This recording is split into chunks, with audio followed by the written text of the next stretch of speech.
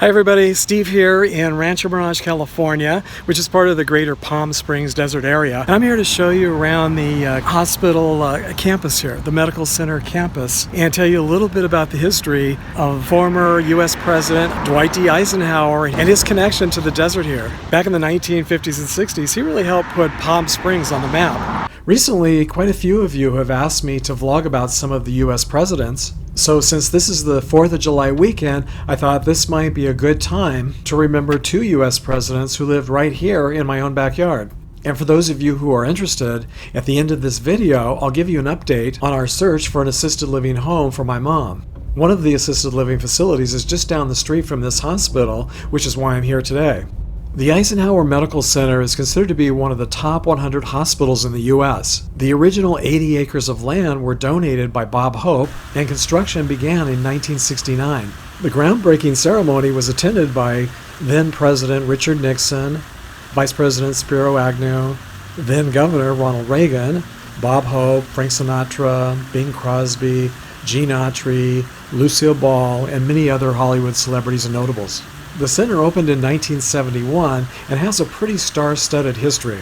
Zeppo Marx and Red Skelton are just a couple of the famous people who have died here, and following his death in 2006, President Gerald Ford's body was held here for a few days before being flown back to Washington, D.C. for his memorial service. After leaving office in 1977, President Ford and First Lady Betty Ford had a home built here in Rancho Mirage at the Dorado Country Club, which is just down the street from this hospital. They lived there for nearly 30 years until the time of his death. The famous Betty Ford Rehab Center is also located right here on this medical center campus, and I'll show you that in a few minutes.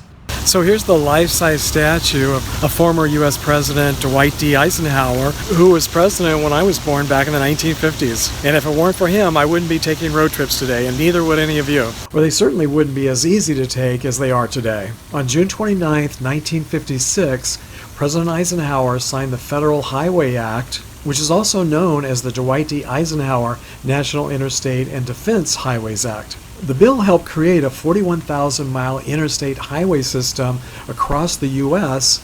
at a cost of $25 billion. At that time, it was the largest public works project in the country. It's really hard to believe that just 60 years ago or so, back in the 1950s, most roads here in the U.S. were just dirt roads or two-lane highways. We didn't have the freeway and highway system that we now have today. I do remember, though, when I was around 7 or 8 years old, we still had to take a two-lane highway from the L.A. area to get to Palm Springs, which back then really was out in the middle of nowhere. So if you take a road trip this summer, you might want to thank President Eisenhower. I guess that's a medical transport backing up there, and there's geese. Sounds like in the background. It's a little noisy here this morning. Unfortunately, right now the sun is behind the statue, so it makes it a little difficult to see just how realistic it is. And the memorial plaques and markers are partially covered by these plants, but I'll see if I can read them to you. This first one says Dwight David Ike Eisenhower, October 14, 1890 to March 28, 1969, 5-star general in the United States Army, Supreme Commander, Allied Forces in Europe during World War II, and 34th President of the United States. And then there's another one just to the right that reads, dedicated by President of the United States Richard M. Nixon in memory of Dwight D. Eisenhower, the 34th President of the United States, and honorary chairman of the Eisenhower Medical Center, November 27, 1971. Much of the world heard about our Palm Springs desert area for the first time when Eisenhower made his first trip here on February 18, 1954. He played golf at the Tamara's Country Club and is credited with popularizing golf here in the desert.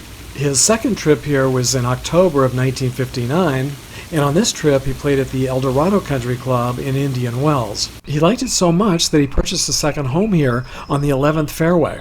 He was nicknamed the Golfer-in-Chief, and today the mountains that you see behind the golf course are called the Eisenhower Mountains. Eisenhower also has a star on the Palm Springs Walk of Stars in downtown Palm Springs. It's right in front of the Eisenhower Urgent Care.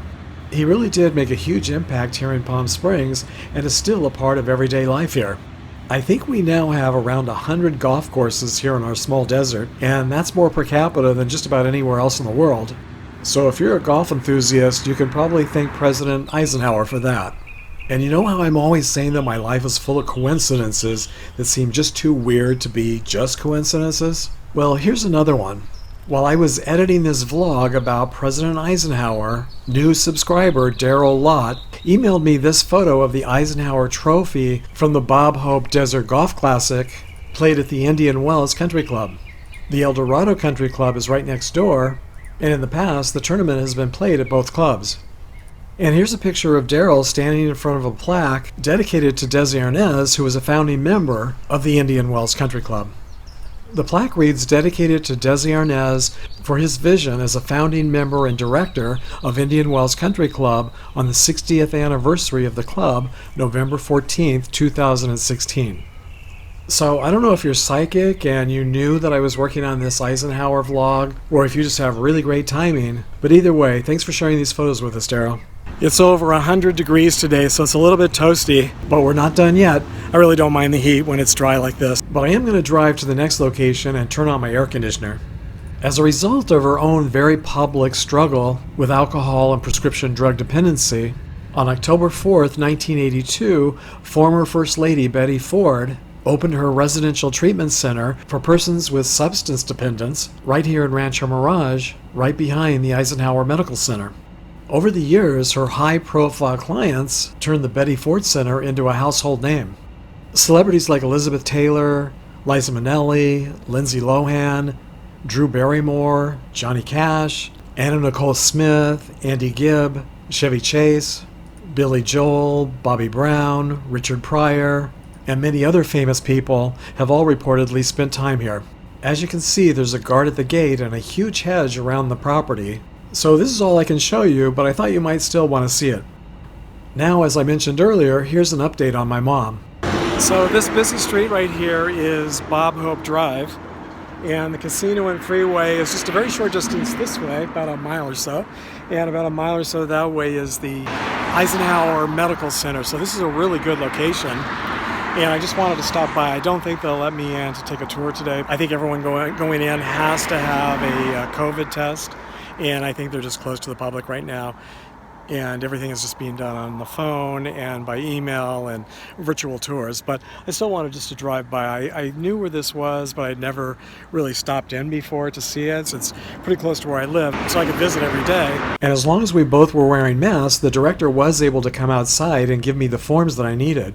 Apparently here in California and Arizona, before anyone can be admitted to an assisted living facility, a doctor needs to evaluate the candidate and provide the facility with a formal written doctor's report.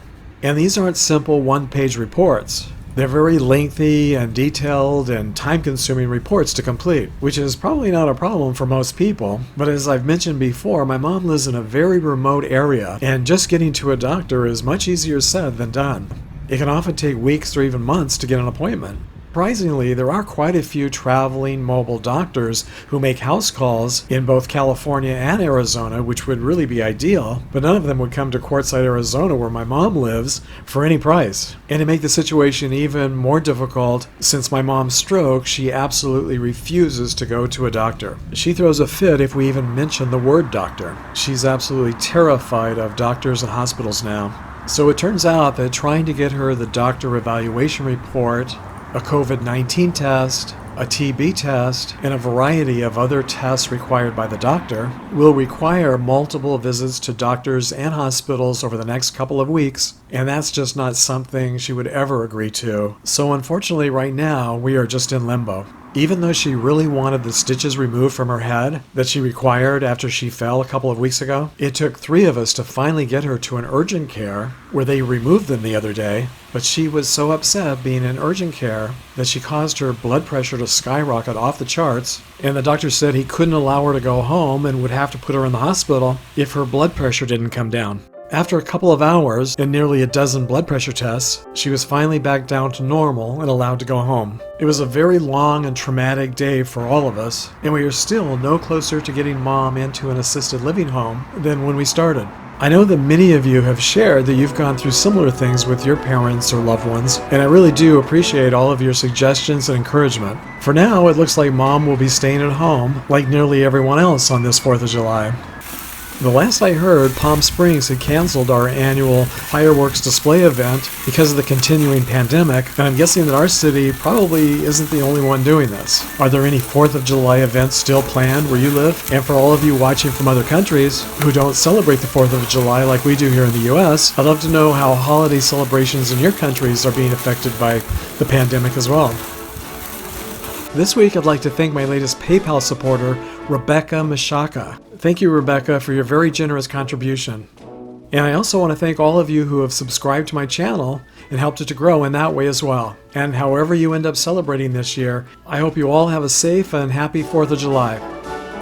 So until our next trip down memory lane together, happy travels, everyone.